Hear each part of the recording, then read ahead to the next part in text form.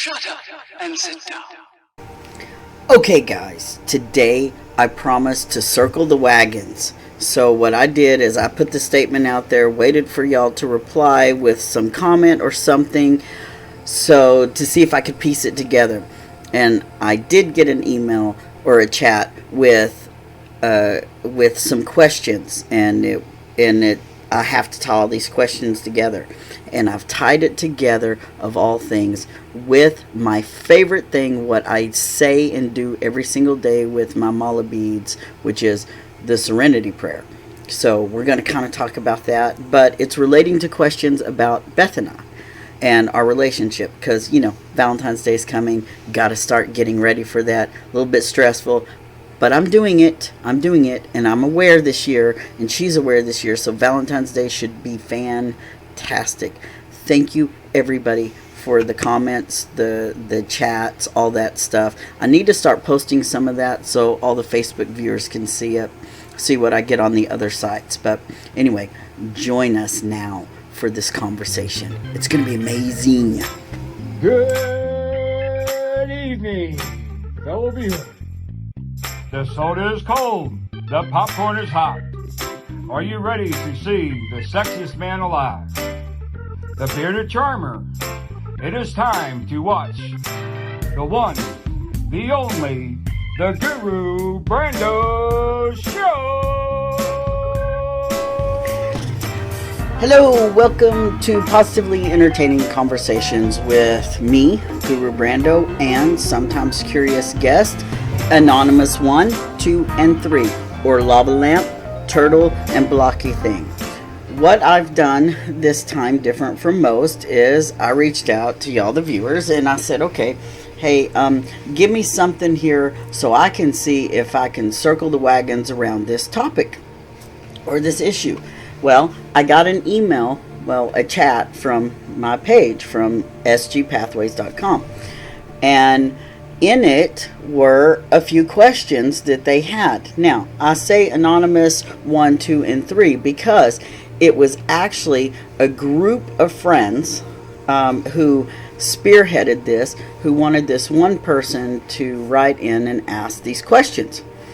So what I did was I took these questions and I said, how is these questions relatable, or are they? Because typically things run in patterns. So I was looking at it and checking it out. And what I discovered, that all three questions really do tie together with one simple thing, and that is the Serenity Prayer. Now, most people, when they think of Serenity Prayer, probably think of like the 12-step programs or things like that, and some people may not even know what the Serenity Prayer is. But basically, it is something to help people who are not necessarily religious, but are spiritual and trying to find a better way, maybe find their faith again. It's a way to ground them and to bring the important things to light, so you can proceed through life in a better, positive frame of mind.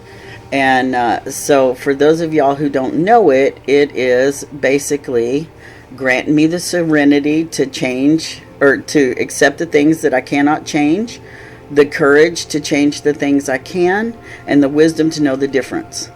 So I want to talk today about that wisdom part and use that to answer these questions. Okay, so I'm going to start with the first question, and all of these questions are relating to, of all things, essentially love, my relationship with Beth, and it kind of plays into this whole Valentine's Day thing coming up. So I think that I can do this. Let's see if I can. So the first question from Lava Lamp was, what is comfortable in your relationship? So to me, as soon as I hear the word comfort, I think acceptance, because acceptance is comfortable, and acceptance is also acknowledgement, and acknowledgement that that thing is relevant. Okay, so when you acknowledge something, you're saying you're relevant in my world, and that's what acceptance is. Acceptance is making something relevant in your world with unconditional love. No stipulations. So you just take it for face value. So that means that that's the approval of knowledge. So when you see somebody and you accept them, you approve their amount of knowledge.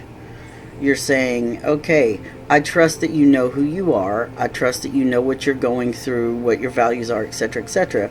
So I can accept it because it adds up in my mind. Okay, so that's the acceptance piece. So what I said was, what's comfortable in the relationship is the acceptance, because she accepts me at face value. It really is that. But it goes beyond that, because relationships are deeper than just friendships, love relationships are deeper than friendships. And so the person has to know you body, mind, and spirit. That's the whole you, the wholesome you. And so when you put into perspective what the wholesome you is, body, mind, and spirit, I said, that is essentially who I was, who I am, and who I'm going to become.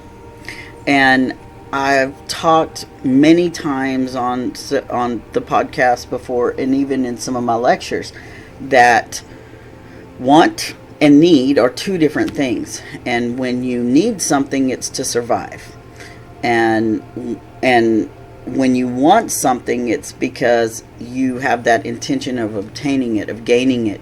You want something because it's a thrive. It's what you feel you deserve, because you're putting forth that effort and you feel that you can get back that same amount of effort.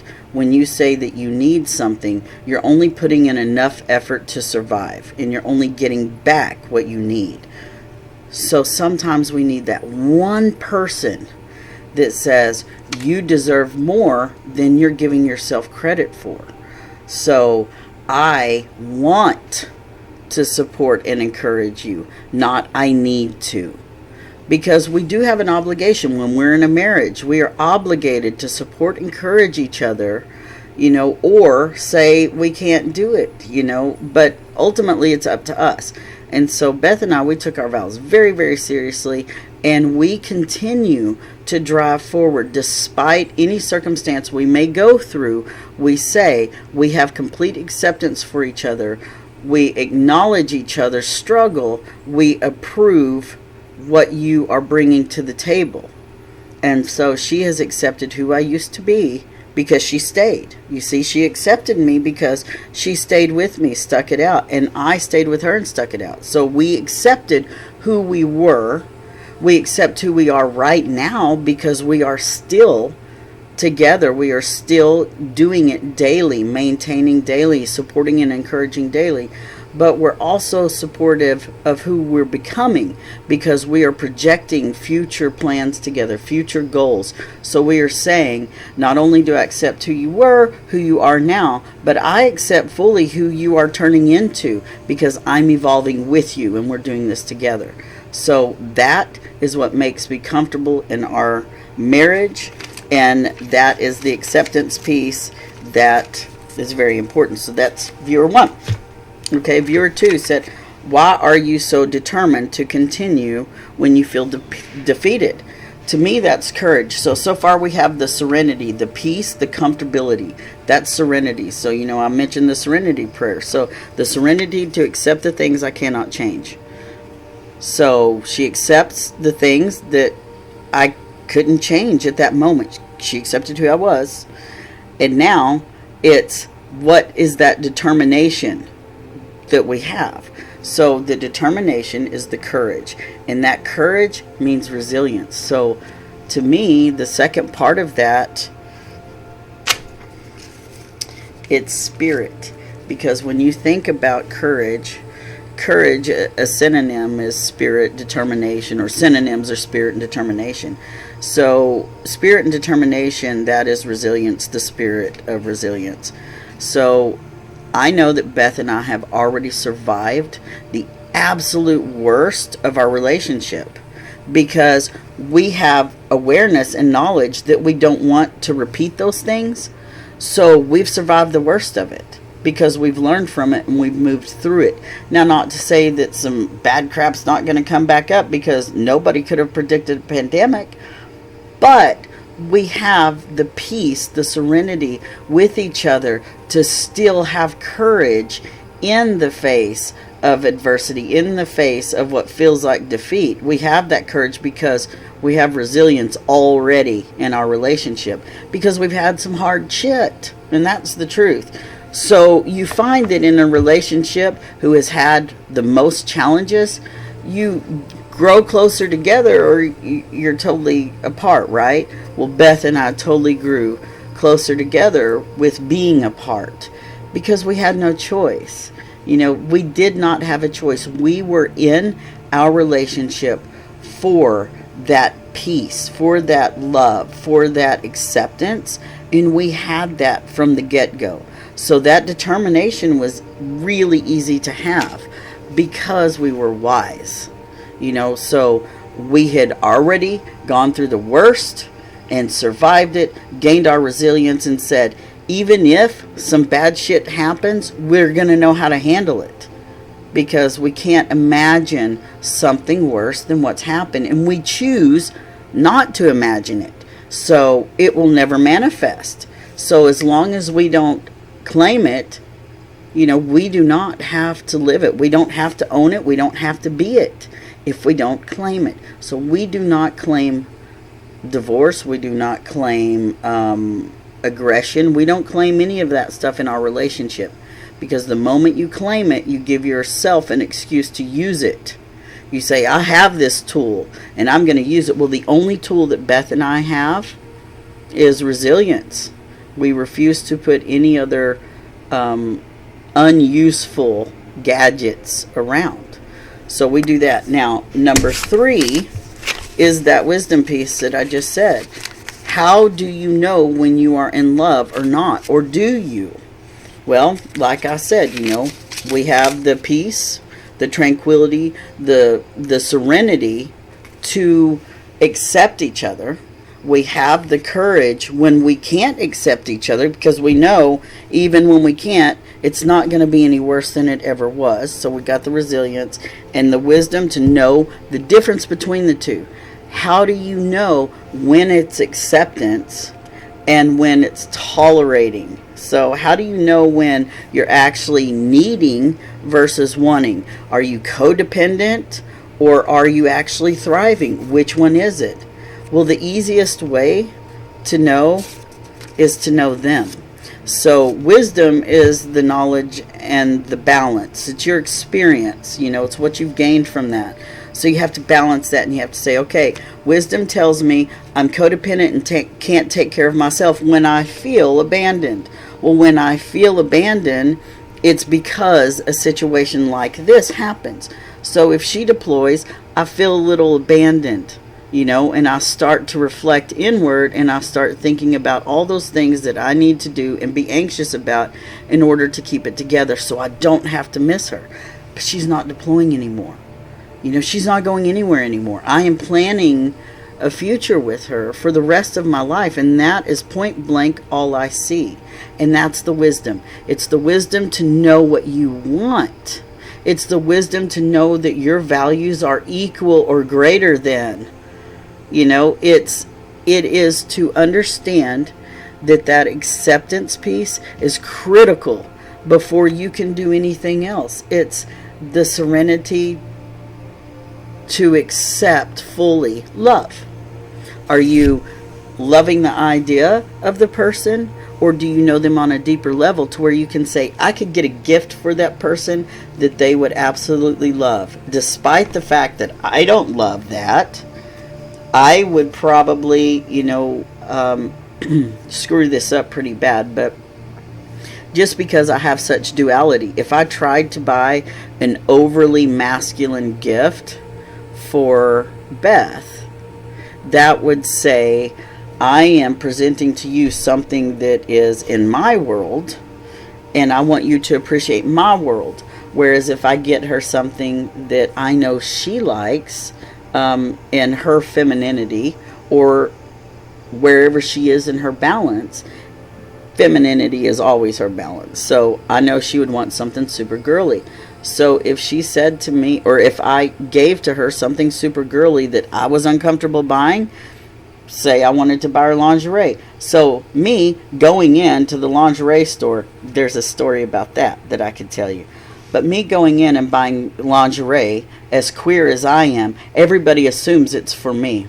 Which is pretty funny because sometimes, depending on the person, I'll totally play into it, and I might even model some stuff for them. Probably not now, but I would have. But that is accepting that Beth is very feminine and that she loves these things, despite how I feel in comfort level. I accept that about her and actually love her more for that. For her saying, hey, I want something super feminine, and I don't really care that you have to go get it and feel uncomfortable, because I deserve you. I deserve your acceptance. I deserve your comfortability, just like I have to be comfortable whenever I go and buy you whatever. Probably hemorrhoid cream. Yeah, hemorrhoid cream. So if she had to go buy me that, she would be like, you know what, I accept the fact that you gave birth to 4 of our babies and you have hemorrhoids. So here you go. I am going to be human. I'm going to be kind, and I'm going to have a courtesy and a respect for you, a love and acceptance for you, and say, here is your hemorrhoid cream, my dear. I bought it without shame because I know you sacrificed your hind end for our children. So see, it's something like that.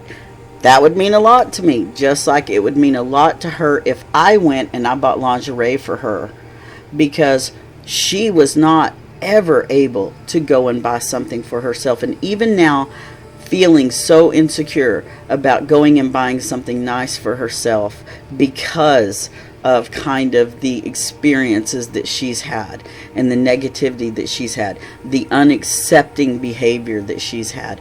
So for her, it would mean so much if I did that. So it's that resilience, that spirit of resilience, that courage, and the determination, the acceptance, the wisdom to know what she likes and to know what her vulnerabilities are. So I can say, not only do I know who you are, but I know where you've been. So I know you're a little insecure and a little vulnerable, and I accept that.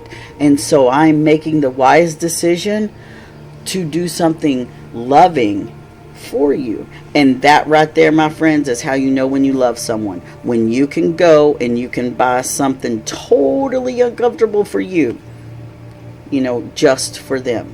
You know that it's love. You know that you're invested, and you know that your time with that person is going to be that long-lasting, determined, courageous, spirit-filled, peaceful love.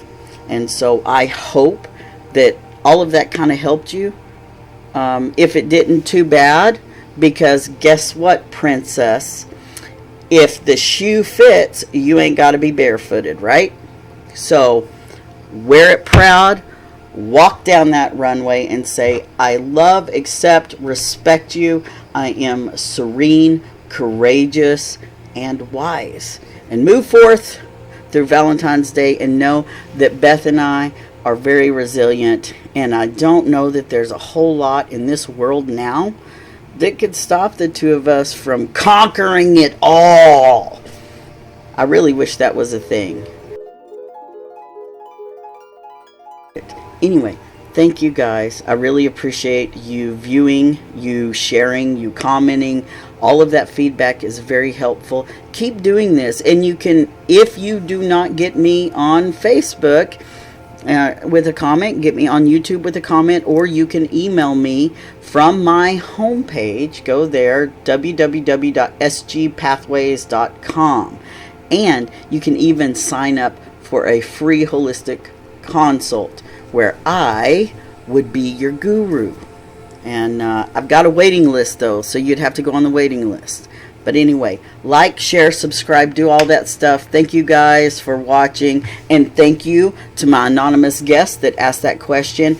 And we have a friend who watches us. I don't know that I can say his name, Chandrish. I hope that I got that right.